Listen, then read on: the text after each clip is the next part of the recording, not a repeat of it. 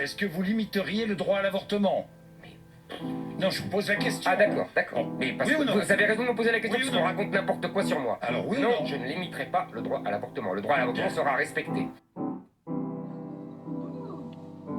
aperçoit un petit quelque chose. On aperçoit un petit quelque chose. Exactement. De 24 millimètres. 24 Ouais. Mariage. Mais vous ne toucherez pas à la loi Veil, vous ne toucherez pas à la loi sur l'avortement Je ne pendant les touche pas 5 à la ans. loi sur l'avortement. Je ne touche pas à la loi sur l'avortement. Ah, ce sont les battements de son cœur. Exactement. Félicitations. Ouais. 166 battements par minute.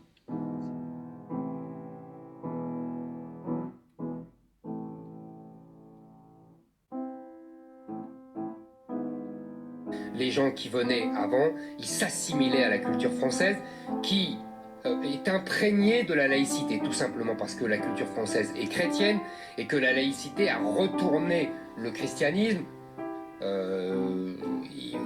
comment dire, rendez à César ce qui appartient à César et rendez à Dieu ce qui appartient à Dieu. La laïcité, c'est le moyen qu'ont trouvé les anticléricaux de retourner l'enseignement de l'Église contre l'Église.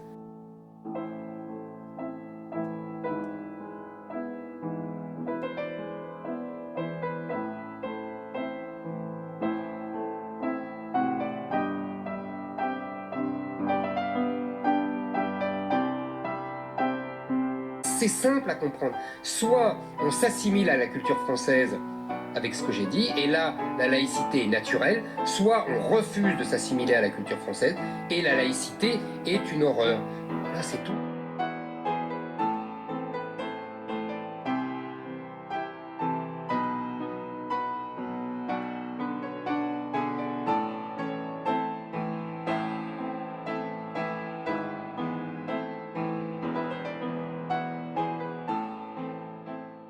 Et c'est grâce à Edmond de Rothschild que Vincent Bolloré a mis le pied à l'étrier à l'âge de 23 ans, au sein de la société financière Edmond de Rothschild.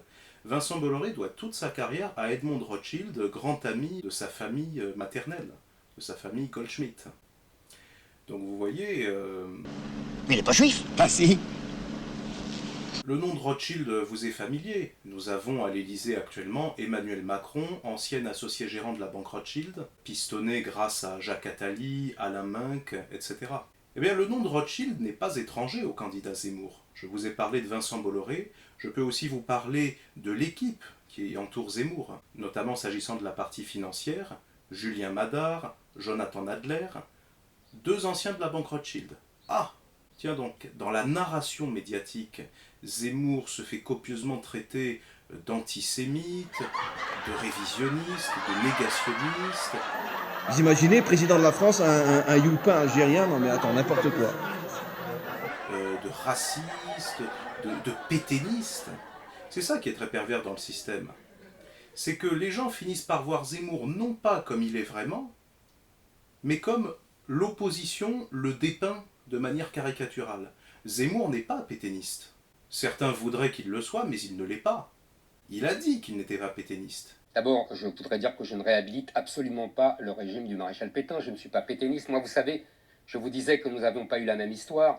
Moi, contrairement à vous, quand il y a eu le régime de Vichy, mes parents et mes grands-parents ont perdu la citoyenneté française.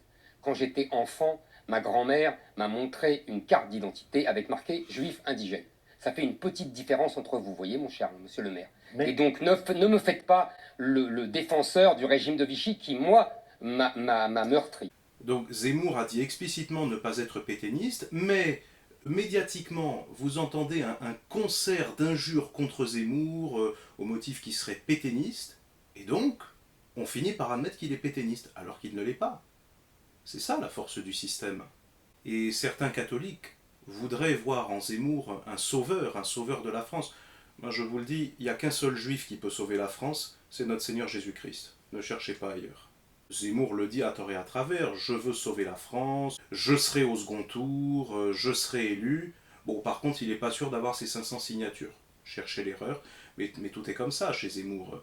Lorsqu'il vous dit que la laïcité est un principe chrétien, Je ne sais pas si vous vous rendez compte, la laïcité n'est pas un principe chrétien, c'est un principe maçonnique.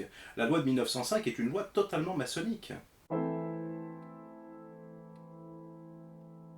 Alors, avec des talents qu'on attribuerait volontiers à un talmudiste chevronné, il arrive à prendre un concept et à le tourner dans le sens qu'il veut.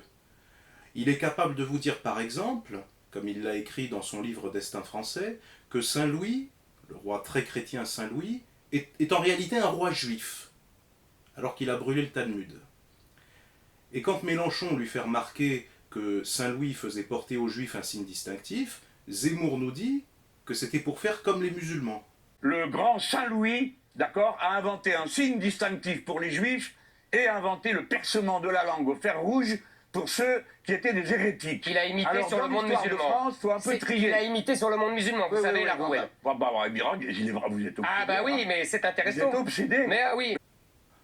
Donc on a un roi très chrétien, sauf qu'en fait il est juif, et tout en prenant des mesures antisémites, mais c'est pour faire comme les musulmans. Bon, c'est du grand n'importe quoi. On est dans le pile-poule talmudique de A à Z. Et pour la laïcité, c'est pareil. Il nous dit que la laïcité est un principe chrétien, mais retourné contre les chrétiens par les anti-chrétiens. Non mais c'est lui qui retourne tout dans tous les sens.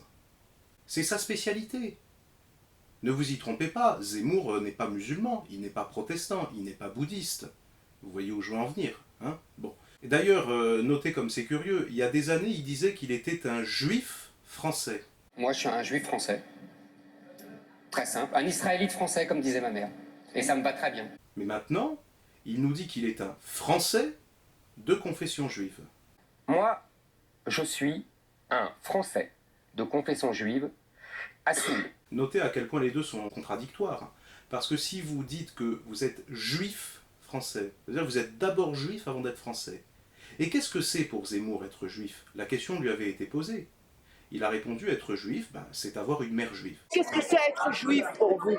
Je ne sais pas, c'est être né de mère juive, comme tout le monde. Effectivement, ce sont les critères de la synagogue. Zemmour n'a rien inventé. Mais avoir une mère juive, donc c'est une question de filiation qui renvoie au droit du sang. Mais si vous dites français de confession juive, à ce moment-là, c'est une religion. Donc qu'est-ce que c'est le judaïsme? C'est une filiation ou une religion? C'est le droit du sang ou c'est le fait d'adhérer à des dogmes, à des croyances, de pratiquer des rituels juifs, etc. Qu'est-ce que c'est? Zemmour joue sur l'ambiguïté. Voilà, un coup il est juif français et l'autre coup il est français de confession juive. Mais ça c'est typique, hein. C'est comme pour la laïcité, c'est comme pour Saint Louis le roi juif qui fait comme les musulmans tout en étant un roi très chrétien qui brûle le Talmud. Enfin, tout ça est d'une incohérence. Mais vous savez, un talmudiste s'y retrouve très bien là-dedans. Après la terreur robespierriste, Napoléon a fait un pas en arrière. Et ce faisant, il a stabilisé les principes de la Révolution. Le système a fait de grandes enjambées avec Macron. Toutes ces enjambées ont besoin d'être stabilisées. À la Napoléon, 2 pas en avant, 1 pas en arrière. Solve et coagula, ordo ab chaos. Tout ça c'est pareil. Donc Zemmour est un émule de Napoléon et il va faire du Napoléon. C'est-à-dire qu'il va garder les mauvais principes, il va garder les principes révolutionnaires, mais il va les atténuer dans la façon dont ils vont s'appliquer. Il va les atténuer dans leur application. Est-ce que vous abrogeriez la loi Taubira sur le mariage pour tous? Là aussi, j'ai combattu la loi Taubira. Oui, c'est pour ça que je vous pose la question. Mais je ne vais pas... C'est accessoire, tout ça. C'est accessoire. C'est accessoire. Simplement, je bloquerai la PMA sans père, oui.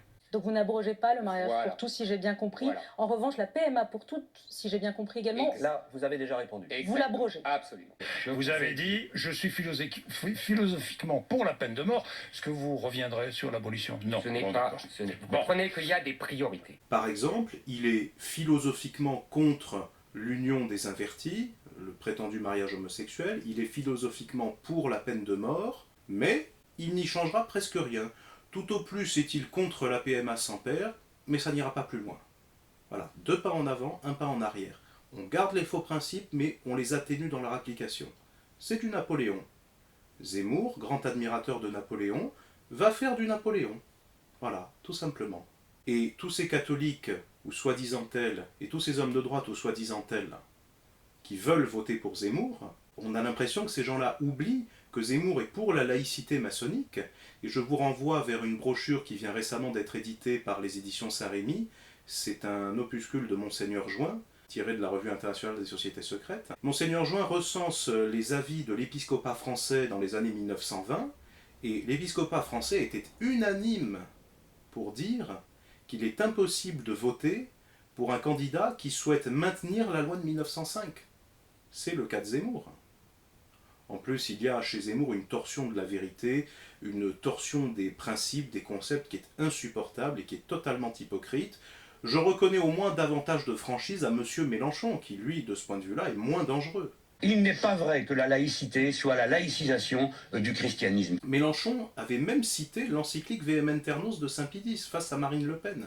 Lui, il connaît Vehementernos. Et en 1906, il faut connaître votre histoire de France, l'encyclique Vehementernos du pape.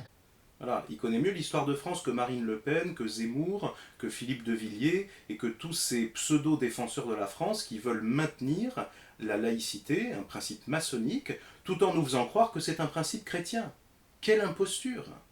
Mélenchon, de ce point de vue-là, est moins dangereux. Et ça me fait penser à ce que disait le pape Pie IX au moment de la Commune de Paris. Mélenchon se revendique de la Commune de Paris, d'ailleurs. Pie IX disait « Ce que je crains le plus, ce ne sont pas les communards, ce sont les catholiques libéraux. » Vous savez, tous ces ennemis de l'intérieur qui veulent diminuer les principes, diminuer la vérité, diminuer la foi. Ces gens qui veulent détruire de l'intérieur et qui sont de ce fait beaucoup plus dangereux. C'est ce qui a donné le modernisme. Et Saint-Pédis disait bien dans Pascendi qu'il considérait les modernistes comme les pires ennemis de l'Église. Donc si vous prenez la phrase de Pie IX et que vous la transposez dans la situation actuelle, Pie IX disait qu'il craignait moins les communards que les catholiques libéraux. C'est-à-dire les faux catholiques, ceux qui se disent catholiques mais qui détruisent les principes catholiques, qui diminuent les principes catholiques, ou qui, tout en étant catholiques, prêchent les principes maçonniques, comme la laïcité, en nous disant que c'est chrétien, soi-disant. Bon. Donc si vous transposez ça dans la situation actuelle, Pie IX pourrait dire, comme il a dit « je crains moins les communards que les catholiques libéraux », il pourrait dire « je crains moins Mélenchon que Philippe de Villiers, je crains moins Mélenchon que Marine Le Pen, je crains moins Mélenchon que Moïse Zemmour. » Oui, parce qu'il s'appelle Moïse, hein, à la synagogue. Voilà, Éric dans la société française et Moïse à la synagogue. Double identité, double visage, mais bon, on commence à s'y habituer, n'est-ce pas, si on comprend un tant soit peu le personnage. Alors, vous voteriez pour quelqu'un qui est pour l'avortement, pour la laïcité, mais vous commettriez une faute morale. Ce serait une faute morale. Ce qu'on nous vend, c'est le duel entre le national-sionisme et l'islamo-gauchisme. Et ce clivage entre national-sionisme et islamo-gauchisme est essentiel dans le cadre de ce projet de guerre mondiale et de guerre civile que l'on peut deviner lorsqu'on écoute par exemple le rabbin Ron Chaya ou d'autres représentants de cette communauté. Par exemple le rabbin Touitou lorsqu'il explique que l'islam est le balai d'Israël et que c'est une excellente chose que l'islam envahisse l'Europe et que ça annonce la venue du Messie. Leur Messie, c'est l'Antéchrist. L'islam, c'est le balai d'Israël, sachez-le. C'est-à-dire que au lieu qu'on fasse tout le travail, et on voit Ishmaël pour régler le problème. Ce que je vous ai dit tout à l'heure, c'est marqué dans Sanhedrin. Le Mashiach viendra que quand Édom, l'Europe, la chrétienté sera totalement tombée. Donc je vous pose la question, c'est une bonne nouvelle que l'islam envahisse l'Europe? C'est une excellente nouvelle, ça annonce la venue de Mashiach. Excellente nouvelle. Ce nouveau clivage islamo-gauchisme contre national-sionisme nous est vendu par le système. Je vous rappelle que la ministre macronienne de l'enseignement supérieur, me semble-t-il, avait elle-même repris l'expression islamo-gauchisme. Donc vous voyez, ce n'est pas une expression labellisée valeurs actuelles, c'est une expression reprise par le système. D'ailleurs, valeurs actuelles, encore une feuille de chou qui veut défendre la France en reprenant les principes révolutionnaires, qui veut lutter contre l'islam, contre l'islamisation, qui est réelle, avec un principe maçonnique, la laïcité, toujours cette imposture. Donc on ne peut pas s'abonner à valeurs actuelles, et on ne peut pas encourager à s'abonner à valeurs actuelles. Il faut relire Don Sarda y Salvani, Le libéralisme est un péché. Chapitre 17. Diverses manières dont un catholique peut, sans être libéral, se faire complice du libéralisme.